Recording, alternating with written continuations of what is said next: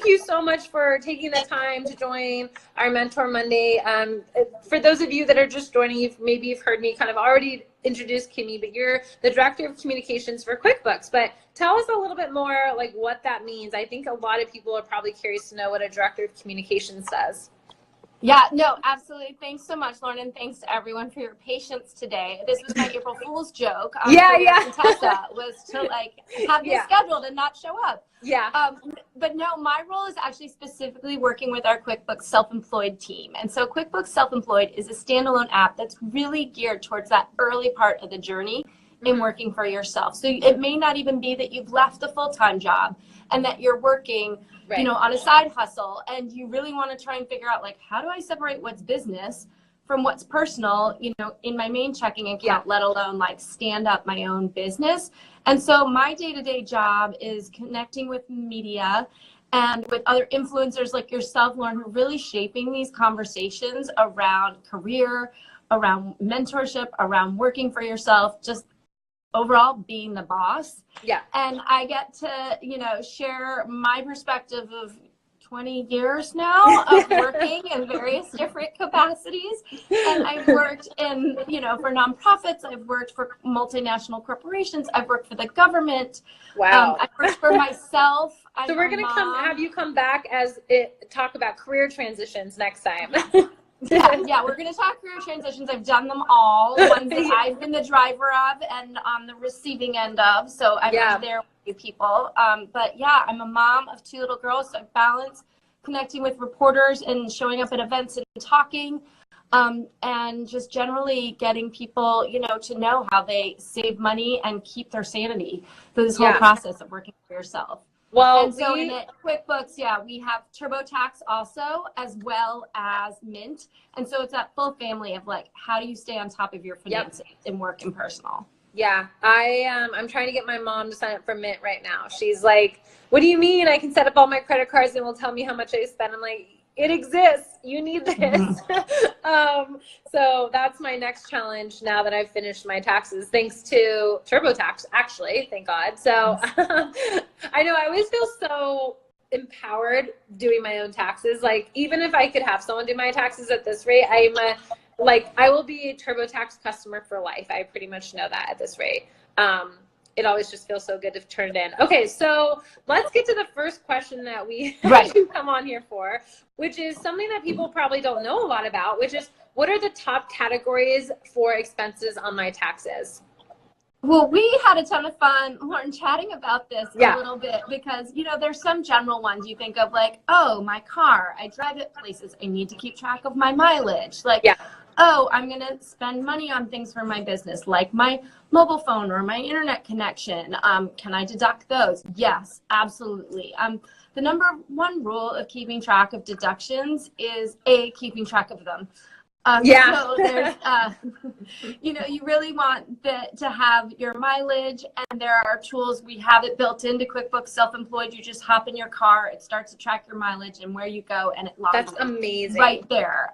You can, when you have a receipt, if you're going out to a meal that's business, you can take a picture of that receipt and then it automatically saves it. So if the piece of paper gets lost come tax time, you're not like ruffling through your shoebox. So we like to call it reclaiming our shoeboxes. They should be made for other prettier things than receipts. So but I mean, home office, that's another one. Do you office out of your house? If you do, then whatever percentage that space is of your overall footprint, and this can be both of rent as well as of a mortgage. Otherwise, if you're out of the house, you might be in a co-working space. So you definitely want to keep track of where you're working.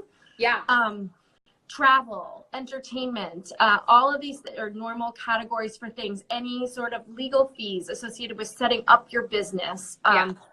And then the taxes you have to pay to be self-employed. Unfortunately, a company is no longer paying all of your self-employment taxes. And so there's additional 7.65%, I think, that everybody needs to pay. Which is like, gosh, I have to pay to be self-employed. You do, but the good news is you get to deduct that. So So yeah, there's a lot, but there's fun ones too. Like people do write off clothes. Like if you're a spokesperson who's on video, that's amazing. Time, like I never did that. We joke though. I did write off a purse once because I'm like, I own a laptop and I carry it everywhere. That's incredible. It was not a high-end item, but it was a purse, and I wrote it off. So yeah. And it's not like you need to be a tax professional to understand how to do this. With QuickBooks, it's pretty simple, it sounds like. I mean, I even do it today. Like I take photos of my receipts to send to myself just to help with my own accounting and items like that. But I love, I mean, all the stuff you're saying, it's like I wrote off a purse. Like you just found out how to do that and you just wrote it off. It's not like you had your tax guy do it. Yeah, no. And I think that's the thing, is that the way we categorize expenses as you go through QuickBooks Self-Employed is exactly aligned with the tax code. So a lot of the thinking is baked in, and it saves you what I didn't have QuickBooks Self-Employed when I worked for myself, and I would sit there like with months of receipts and Excel spreadsheets and cups of tea that would turn into glasses of wine and just be so frustrated. Yeah, been there, absolutely been there. Actually, someone asked a question that I think you're the perfect person to answer. I was trying to answer only based off my own experience, but she said, at what point does a freelancer need to start using QuickBooks? I only have one side hustle client for a few hours a week. I hope to grow, but not sure if it's worth paying for QuickBooks right now. So even if you have one side hustle client, do you think it's worth it? I mean, I think it's always worth it not to do what you just talked about later on. I know. I mean, it is really like the pain versus gain. Like, and your time is worth something, particularly when you're managing a full-time job and a side hustle, as well as just your overall mental health. So if there are tools that are $5, $10 a month that are going to help just make life generally easier and avoid, it's those huge chunks of time that whether all of us in our day jobs or, you know, in our working for ourselves, that are impossible to find. Yeah. So if there are tools to help you save having to sit down for 3 hours and toggle between an Excel spreadsheet and, you know, a tax form, then by all means, I recommend doing that. It's also the muscle memory. If you're successful, this is probably something you're pretty passionate about. And if it grows, then you're going to want to make this bigger. And then you're going to have to start from there and start tracking it in a different way. And that's harder to change how you do things. That's how I started. And it was a pain. It would have been so much easier to just have it set up from the beginning. And also what I was mentioning earlier is like, when you get ramped up with clients, the last thing you want to do is now learn how to use a new system to help track your money and your taxes and your billing and all this stuff. So it's better. You said muscle memory, but also like software memory. Like be comfortable with QuickBooks already will also save you. So for our last question, it is Career Contessa launched Equal Pay Me Month this month because Equal Pay Day is on April 10th.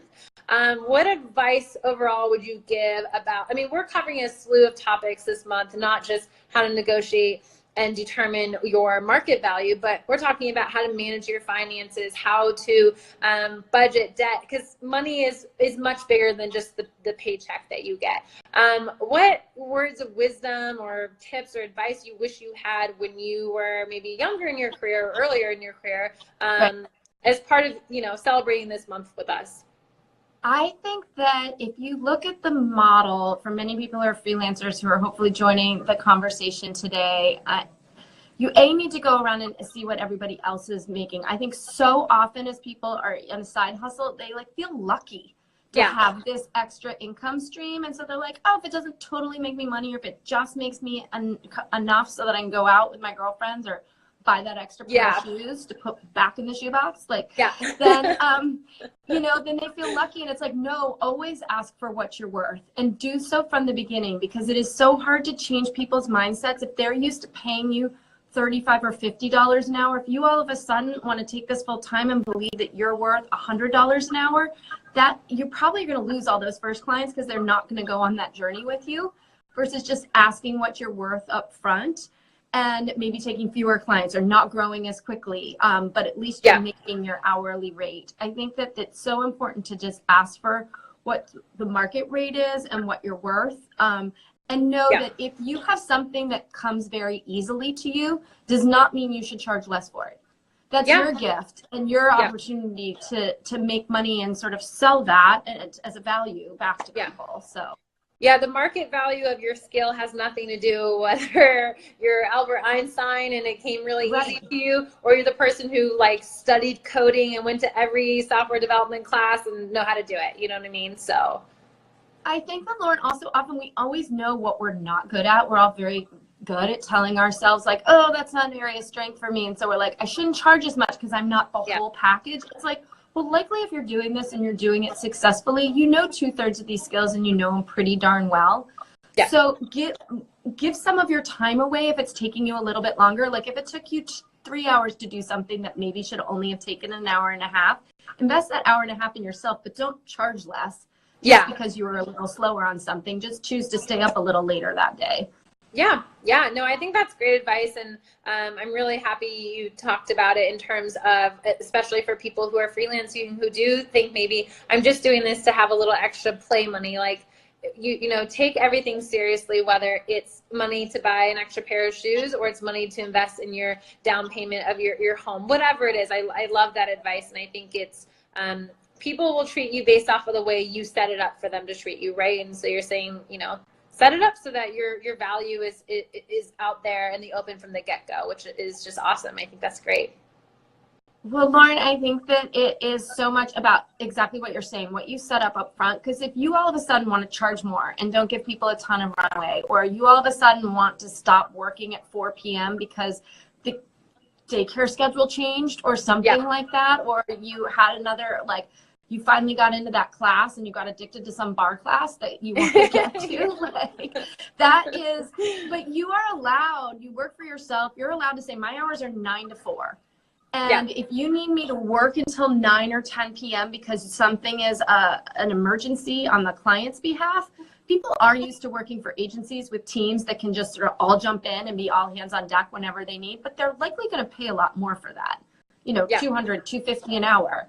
You're charging $100 an hour. So you should get to say, like, I work from 9 to 4, and if there's overnight work that's needed, like, I'm going to charge a premium for that. Like, it's going to be $50 more an hour, or if you need it over a weekend. Because one of the reasons you're doing this is because of a work-life blend, I won't say balance, that hopefully really is making more sense for you than when you were working for someone else. Absolutely. No, I think this is awesome advice. And we, you know, don't talk a ton about freelancing on Career Contessa, but I think it's important. And there's plenty of people that are freelancing to then get in a job, or like you were freelancing, now you're working for QuickBooks. Like, there's going to be ebbs and flows, and you want to be successful at all those stages in your life for sure. And have it be on your terms. And I think that's awesome advice. So, okay, Kimmy, where can people find you, learn more about you and QuickBooks, the whole shebang? Well, obviously, I just upgraded my Instagram, so I'm messages here. But otherwise, QuickBooks is at QuickBooks.com, and it's at QuickBooks on all the usual social platforms. And you can find me on LinkedIn or here. Please message me. I'd love to connect with folks. And for anyone in the Los Angeles area who's going to be at Girl Boss this month, I will be in Southern California because I'm up in the Bay Area. So if you're there, please seek me out. But otherwise, so sorry for the shortened time frame here. Don't worry. We are all just very pleased that your Instagram is updated. I'm sure now you've had to publicly let everyone know you were behind your upgrade. No, I'm just kidding. Well, thank you so much. So anybody who's watching the replay of this will be added to the Career Contessa YouTube, so you can grab Kimmy's advice on what you can write off as an expense of your taxes, because you'll probably want to remember that. And Kimmy, thank you again, and we'll have to have you come back on maybe in a couple months when we're should be thinking about money stuff again, because that's the key to this. Is, you said, stay on top of it, right? Well, and I do think, like, whether it's with yourself on the personal finance side, with yourself when you're running a business, like, things don't change for your business. Like, a side hustle doesn't become a full-time job without planning. And so we all need to take ourselves on money dates.